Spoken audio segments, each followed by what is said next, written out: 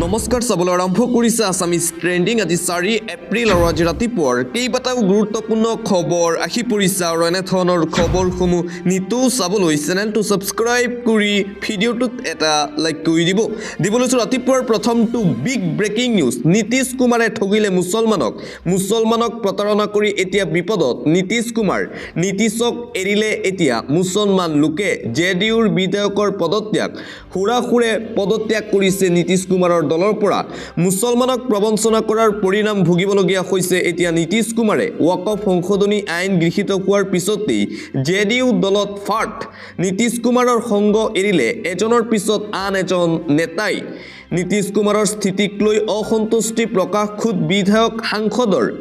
বিধায়ক গৃহীত হোৱাৰ 12 ঘণ্টা পিছতেই পদত্যাগ কৰিলে বিধায়ক কাছিম আনসাৰীয়ে জেডিইউ দলৰ সকলো পদৰ পৰা পদত্যাগ কৰিছে কাছিম আনসাৰীয়ে নীতিশ কুমাৰে মুছলমানৰ নীতিক আঘাত কৰিছে বুলি অসন্তুষ্টি প্ৰকাশ কাছিম আনসাৰীৰ পদত্যাগৰ পিছতেই দুভাগত বিভক্ত হৈ পৰিছে জেডিইউ নীতিশ কুমাৰৰ সংগ এৰি যিকোনো মুহূৰ্ততে পদত্যাগ কৰিব পাৰে অধিকাংশ বিধায়কে মুছলমানৰ দুৱালৈ মুছলমানক প্ৰতাৰণা কৰাৰ অভিযোগ উত্থাপন কৰিছে জেডিইউ দলৰ নেতা কৰ্মীসকলে নীতিশ কুমাৰক বিশ্বাসঘাতক আখ্যা দিলে জ্যেষ্ঠ নেতাসকলে ইজনৰ পিছত আন এজন জেডিইউৰ বিধায়ক সাংসদে এৰিছে নীতিশ কুমাৰৰ দল নীতিশ কুমাৰৰ শেহতীয়া স্থিতিক লৈ গৰজি উঠিছে জেডিইউ দলৰ 12 গৰাকীকৈ বিধায়কে যিকোনো মুহূৰ্তত ভংগ হ'ব পাৰে নীতিশ কুমাৰ চৰকাৰ যদিহে পুনৰ ভাঙন সৃষ্টি হয় কিংমেকাৰ হৈ নাথাকিব নীতিশ কুমাৰ মুছলমানক প্ৰবঞ্চনা কৰাৰ পৰিণাম ভুগিছে এতিয়া কিংমেকাৰ নীতিশ কুমাৰে ইজনৰ পিছত সিজন জ্যেষ্ঠ নেতাই এতিয়া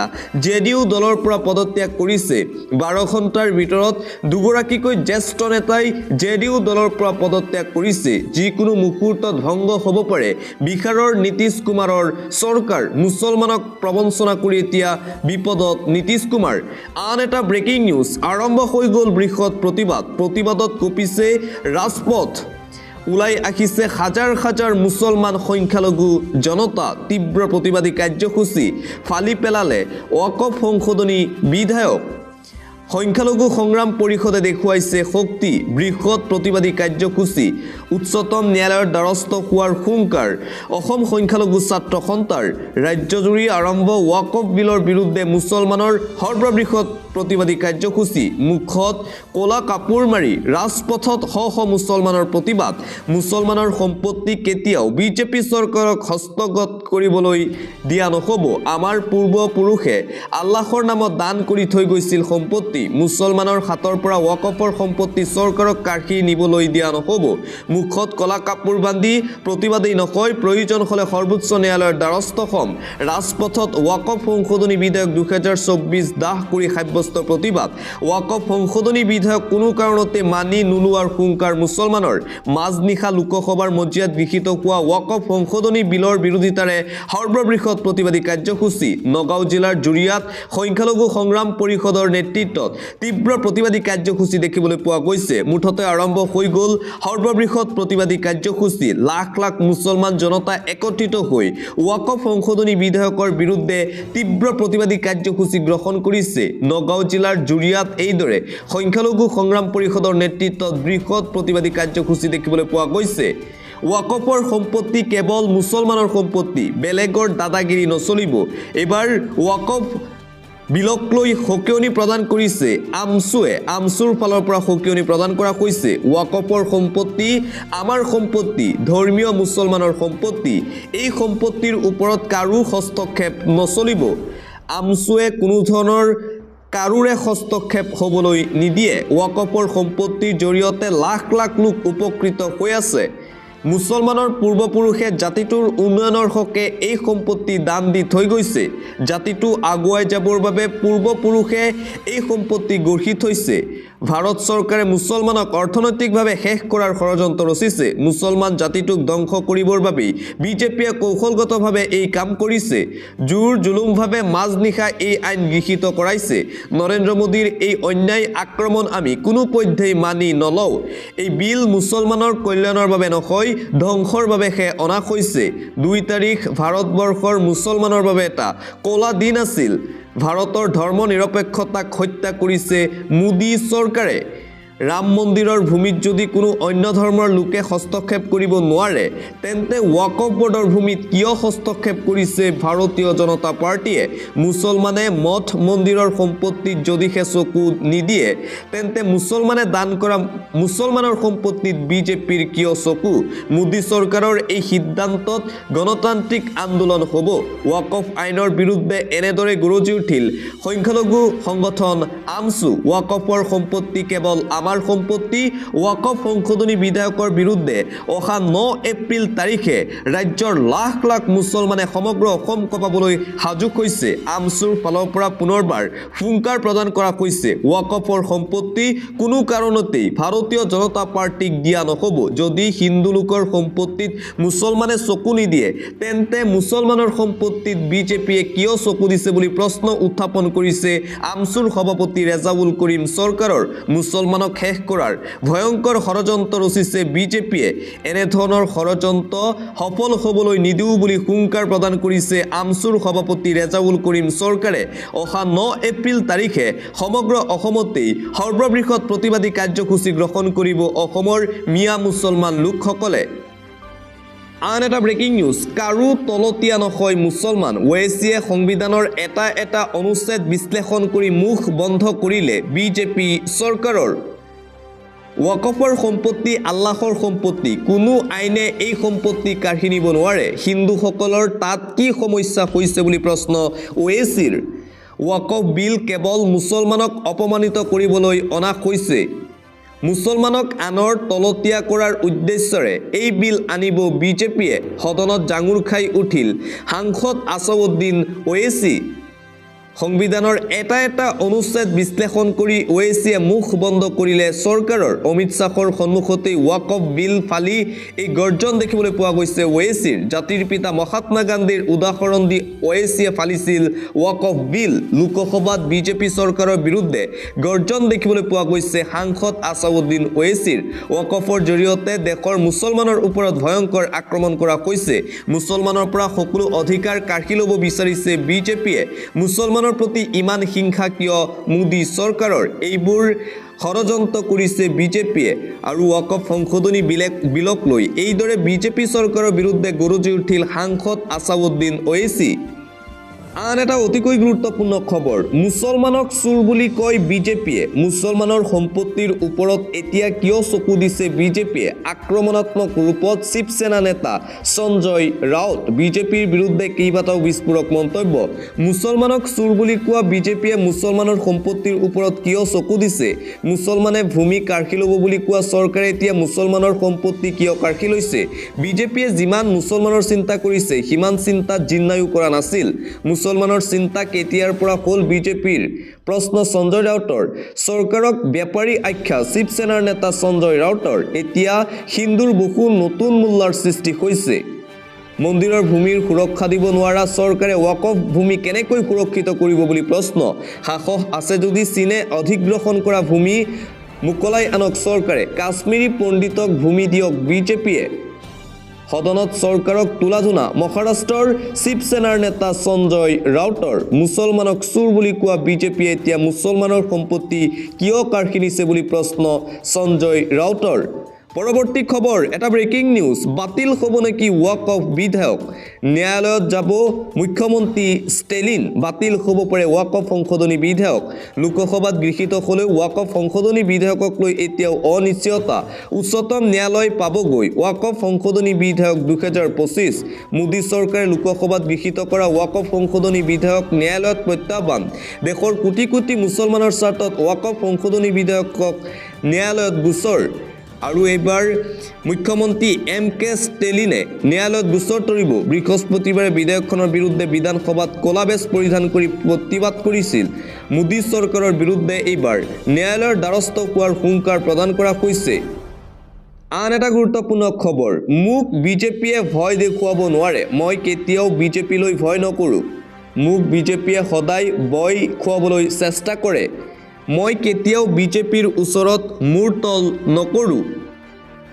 মোদী চৰকাৰৰ বিৰুদ্ধে গৰজি উঠিল কংগ্ৰেছৰ ৰাষ্ট্ৰীয় সভাপতি মল্লিকাৰ্জুন খাৰ্গে বিজেপিৰ মানুহে মোক ভয় খুৱাবলৈ চেষ্টা কৰি লাভ নাই মই কেতিয়াও বিজেপিৰ মানুহক প্ৰণাম নকৰোঁ মোক বিজেপিয়ে ভয় দেখুৱাব নোৱাৰে মই এইবোৰ কেৰেপ নকৰোঁ এটা পলিটিক্যাল ব্ৰেকিং নিউজ পঞ্চায়ত নিৰ্বাচনৰ পূৰ্বে শক্তি বৃদ্ধি হৈছে কংগ্ৰেছৰ বিজেপি অকপ এৰি কংগ্ৰেছ দললৈ অৰ্ধশতাধিক নেতা পঞ্চায়ত নিৰ্বাচনৰ পূৰ্বে পুনৰ শক্তি বৃদ্ধি পালে কংগ্ৰেছ দলৰ বিজেপি অকপ এৰি অৰ্ধশতাধিক কৰ্মীয়ে যোগদান কৰিলে কংগ্ৰেছত পঞ্চায়ত নিৰ্বাচনৰ সময়তেই তেজপুৰত বিজেপি অগপত মুখম আঘাত দেখিবলৈ পোৱা গৈছে পঞ্চায়ত নিৰ্বাচনৰ প্ৰাকখনত আৰম্ভ হৈছে দল বাগৰা ৰাজনীতি তেজপুৰ বাৰিকা চুবুৰীত বিভিন্ন দলৰ অৰ্ধশতাধিক কৰ্মীৰ কংগ্ৰেছত যোগদান শোণিতপুৰ জিলা কংগ্ৰেছ সেৱা দলৰ উদ্যোগত অনুষ্ঠিত এই যোগদান কাৰ্যসূচী কংগ্ৰেছ নেতা দীপ বায়নৰ উপস্থিতিত অৰ্ধশতাধিক মহিলা কৰ্মীয়ে যোগদান কৰিলে কংগ্ৰেছত পৰৱৰ্তী খবৰ অসমত কিমান আছে ৱাকফৰ সম্পত্তিক লৈ এটা তথ্য ৰাজ্যত ৱাকফৰ অধীনত কিমান সম্পত্তি আছে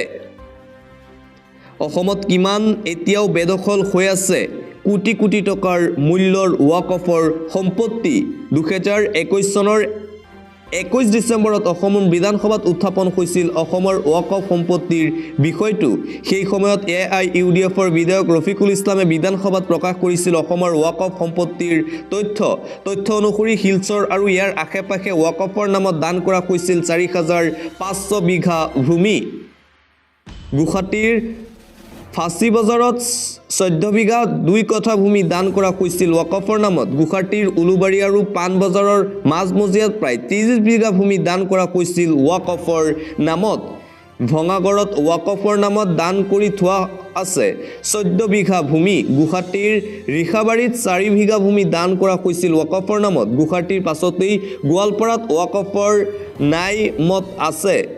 ধুবুৰীৰ টাউনতো ৱাকফৰ নামত 100 বিঘা ভূমি আছিল বুলি বিধানসভাত দাবী কৰিছিল বিধায়ক ৰফিকুল ইছলামে আৰু অসমতো ৱাকফৰ সম্পত্তি আছে আৰু এই সম্পত্তিৰ তালিকা প্ৰকাশ কৰিছে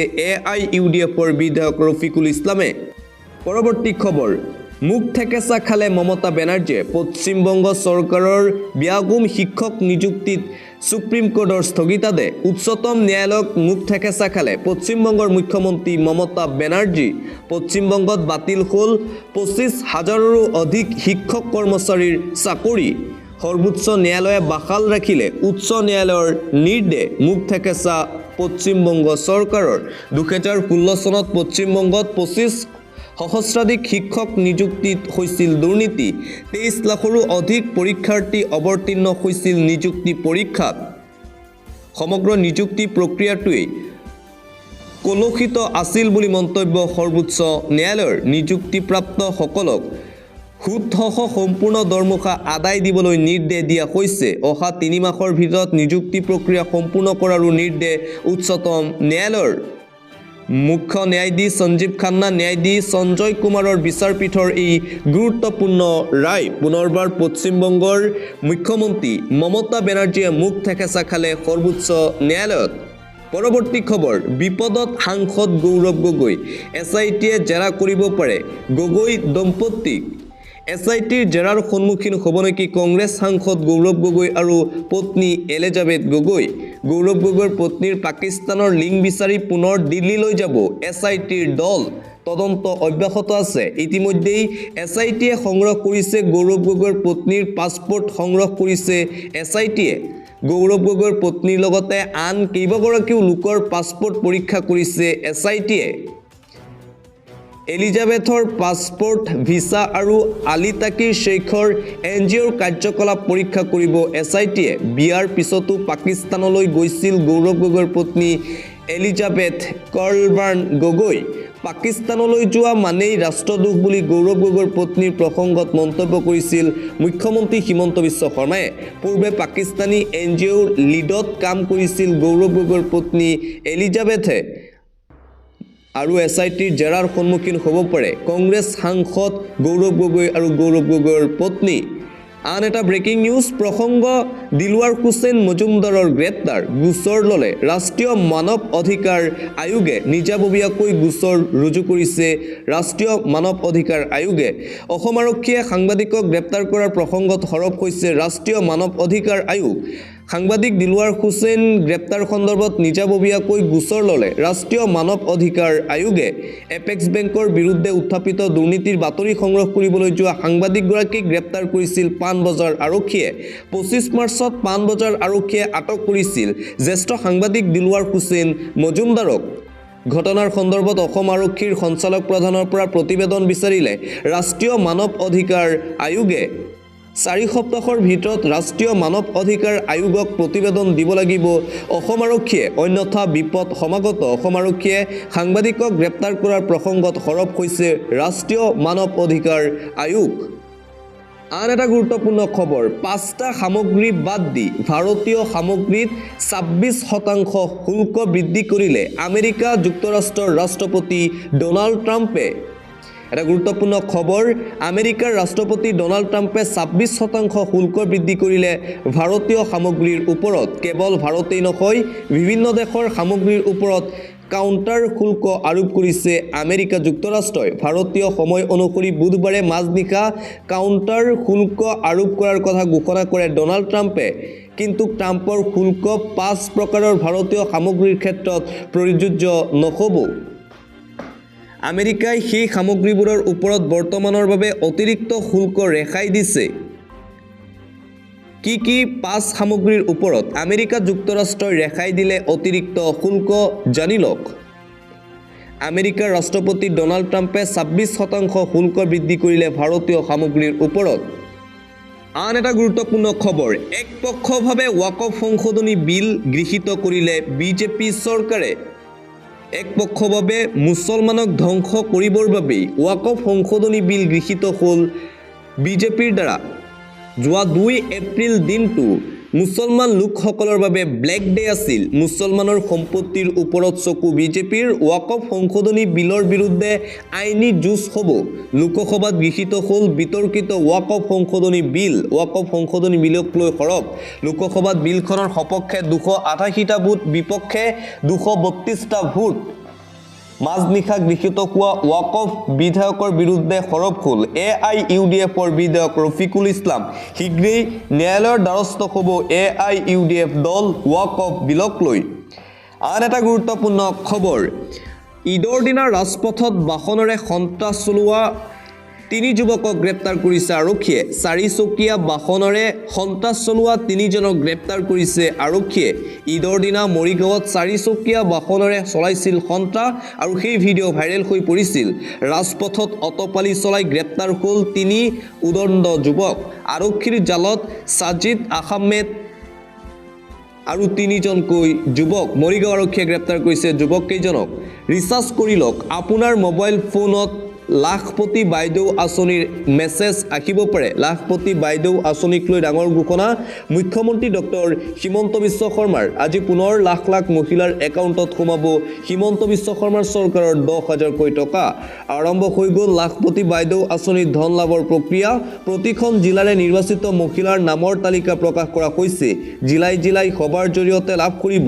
10,000 কোটি টকা মহিলাসকলে প্ৰতিগৰাকী বাছনিভুক্ত হোৱা মহিলাই লাভ কৰিব 10,000 কোটি টকা পৰৱৰ্তী পৰ্যায়ত লাভ কৰিব 25,000 আৰু 50,000 কোটি টকা কোন জিলাত কিমান মহিলা বাছনি হ'ল সেই লিষ্ট প্ৰকাশ কৰা হৈছে আপুনি যদি লাখপতি বাইদেউ আঁচনিৰ হিতাধিকাৰী তেন্তে আপুনি আপোনাৰ মোবাইল ফোনত ৰিচাৰ্জ কৰি লওক কিয়নো আজিও আহিব পাৰে আপোনাৰ মোবাইল ফোনত বিশেষ কল আহিলেই আপুনি লাভ কৰিব হিমন্ত বিশ্ব শৰ্মাৰ চৰকাৰৰ ফালৰ পৰা 10,000 কোটি টকা লাখপতি বাইদেউ আঁচনিৰ লাখ লাখ মহিলালৈ এই ডাঙৰ খবৰ দিছে মুখ্যমন্ত্ৰী শৰ্মাই পঞ্চায়ত নিৰ্বাচনক লৈ এটা গুৰুত্বপূৰ্ণ খবৰ এই মুহূৰ্তত আহি পৰিছে কি পদ্ধতিৰে এইবাৰ অনুষ্ঠিত হ'ব পঞ্চায়ত নিৰ্বাচন কি সলনি হ'ব এইবাৰ নিৰ্বাচনত প্ৰকাশ কৰিলে তালিকা কোনে খেলিব পাৰিব নিৰ্বাচন নীতি নিয়ম ঘোষণা মুখ্যমন্ত্ৰীৰ পঞ্চায়তক কাম-কাজক সমালোচনা কৰা ব্যক্তিয়ে এইবাৰ খেলিব পাৰিব নিৰ্বাচন গাঁৱৰ জনতাই ভাল পোৱা গাঁৱত জনপ্ৰিয় ব্যক্তিয়ে খেলিব পাৰিব নিৰ্বাচন কোনো ৰাজনৈতিক দলৰ প্ৰভাৱ নাথাকিব এইবাৰ পঞ্চায়তৰ নিৰ্বাচনত বিজেপি কংগ্ৰেছ AIUDF এজিপিৰ প্ৰভাৱ নাথাকিব সকলো নিৰ্দলীয়ভাৱে কৰিব পাৰিব প্ৰতিদ্বন্দ্বিতা পঞ্চায়ত নিৰ্বাচনত ৰাজ্যত প্ৰযোজ্য হ'ল নিৰ্বাচনী আচৰণ বিধি কোড অফ কণ্ডাক্ট প্ৰযোজ্য প্ৰথমবাৰৰ বাবে দলীয় প্ৰতীক অবিহনে অনুষ্ঠিত হ'ব গাঁও পঞ্চায়তৰ নিৰ্বাচন এইবাৰ অনুষ্ঠিত নহ'ব গাঁও পঞ্চায়তৰ সভাপতি পদৰ প্ৰত্যক্ষ নিৰ্বাচন নিৰ্বাচিত ৱাৰ্ড সদস্যই পৰোক্ষভাৱে বাছনি কৰিব প্ৰতিখন গাঁও পঞ্চায়তৰ সভাপতি প্ৰতিখন গাঁও পঞ্চায়তত থাকিব 10টাকৈ ৱাৰ্ড ৰাজ্যৰ 21930টা ৱাৰ্ডৰ বাবে অনুষ্ঠিত হ'ব এইবাৰৰ নিৰ্বাচন লগতে 181খন এপি আৰু 397খন জেপিচি জিপি এপি জেপিচি মহিলাৰ বাবে থাকিব 50% আসন সংৰক্ষণ অনুসূচিত জাতি আৰু অনুসূচিত জনজাতিৰ বাবেও থাকিব আসন সংৰক্ষণ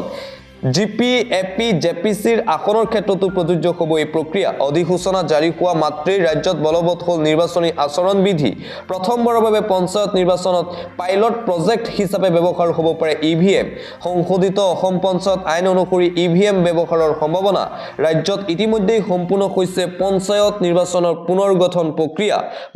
প্ৰক্ৰিয়া অনুসৰি ৰাজ্যত 2193খনলৈ হ্ৰাস পাইছে গাঁও পঞ্চায়ত পুনৰ্গঠনৰ পূৰ্বে ৰাজ্যত গাঁও পঞ্চায়তৰ সংখ্যা আছিল 2000ৰো অধিক আৰু কেইবাটাও নতুন নিয়মৰে কেইবাটাও নতুন পদ্ধতিৰে এইবাৰ ৰাজ্যত অনুষ্ঠিত হ'বলৈ গৈ আছে পঞ্চায়ত নিৰ্বাচনক লৈ যোৱাকালি মুখ্যমন্ত্ৰী ডক্টৰ হিমন্ত বিশ্ব শৰ্মাই কেইবাটাও গুৰুত্বপূৰ্ণ মন্তব্য কৰিছে কি যোগ্যতা থাকিলে পঞ্চায়ত নিৰ্বাচনত প্ৰাৰ্থীসকলে প্ৰতিদ্বন্দ্বিতা কৰিব দুটাতকৈ অধিক সন্তান থকা প্ৰাৰ্থীয়ে এইবাৰ পঞ্চায়তত নিৰ্বাচনত প্ৰতিদ্বন্দ্বিতা কৰিব নোৱাৰিব প্ৰথমবাৰৰ বাবে দলীয় চিহ্ন অনুসৰি অনুষ্ঠিত হ'বলৈ গৈ আছে ৰাজ্যত পঞ্চায়তৰ নিৰ্বাচন